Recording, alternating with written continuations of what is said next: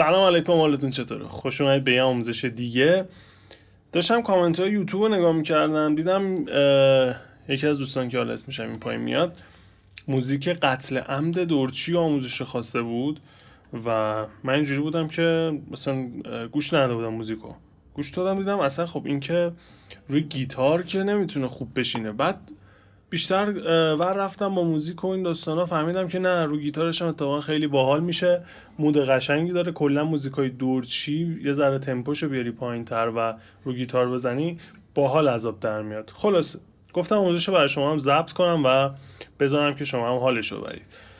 موزیک اینجوریه که ما کلا 4 تا آکورد داریم، از اول تا آخر داره تکرار میشه. آکوردهای ما یه دونه فا مینوره، یه دونه ره دیز ماژوره، یه دونه دو مینوره و یه دونه دو دیز ماژور. این 4 تا آکوردی که ما استفاده میکنیم توی موزیک و به ترتیب همینجوری که گفتم به ترتیب تکرار میشه. ولی ما میخوایم یه جور دیگه بزنیم موزیکو. میایم چیکار میکنیم؟ اینجوری میزنیمش.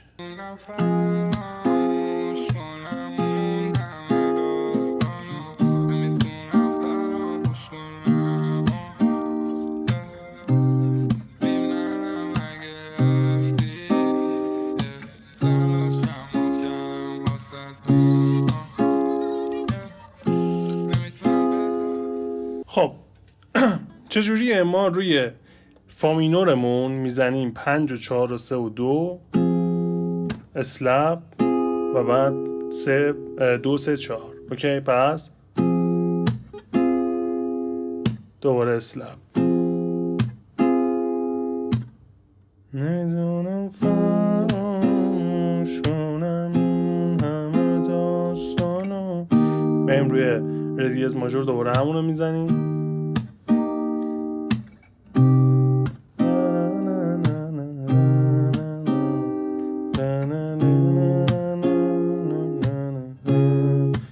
خدای با گیتار اینجوری خیلی باحال میشه. و اما برعکسی که میخوان از کاپو استفاده کنن و آکورد باردار نمیتونن بگیرن، میاد روی فرد 8 کاپوتون قرار میگیره و یه لامینور میگیرید یه دونه سول ماژور میگیرید، یه دونه می مینور میگیرید و یه دونه فا سردسته و اینو باز مثل همون تکرار میکنید.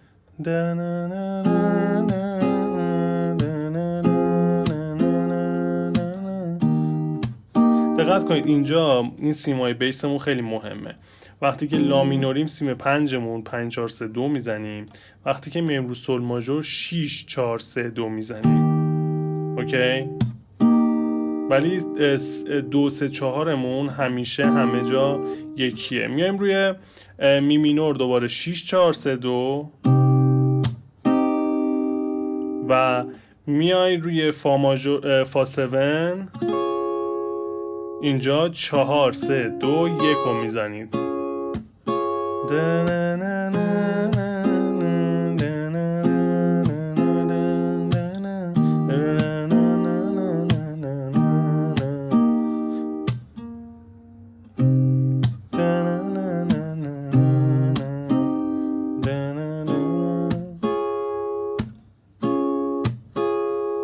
اوکی، پس زیادم سخت نیستش، فقط این سیمای بیسمون رو باید رعایت کنیم. توی حالت قبلی هم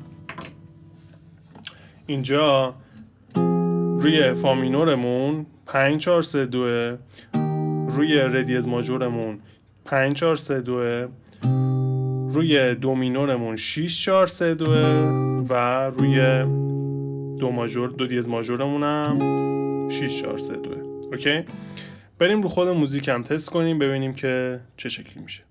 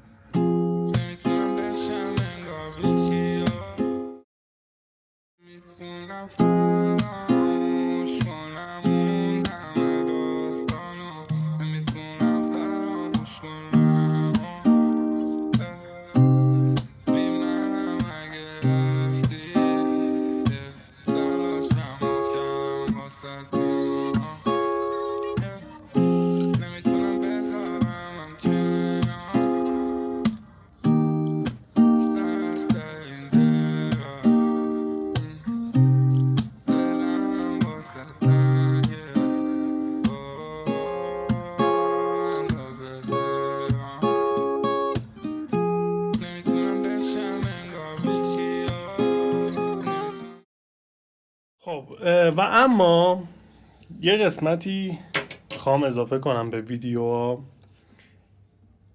که ما بیایم موزیک ها رو یکم متفاوت تر بزنیم. اوکی؟ این قسمت ها حتما ببینید. این که همین چیزی که داریم میزنیم و اگه بخوایم یه خورده از لحاظ حتی دیداری، یعنی ویژن هم که شده، متفاوت باشه، بیاید این کارو کنیم.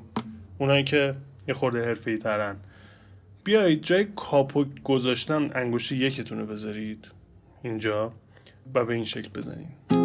اینجا که ثابته و بعد میخواید به رو سول ماژور انگشت چهارتون رو بذارید اینجا و بعد اینجا این آکورد دو مینورمون هم همین شکلی. حالا برای فای که کاپو داشته باشه یا دو دیز ماژورمون، میایم انگشت دو رو میذاریم رو فرد 9 سیم 6، انگشت 3 مون رو میذاریم رو فرد 10 سیم 3 و انگشت 4 مون رو میذاریم رو فرد 11 سیم 4 و 6 4 3 2 رو میزنیم.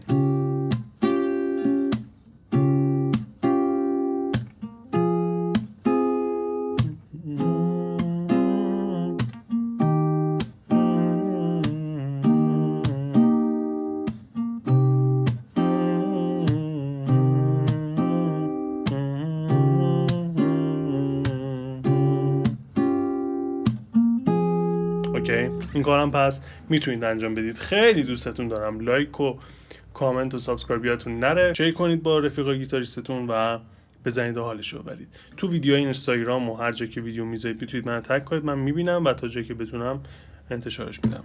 خیلی مخلصم. خداحافظ.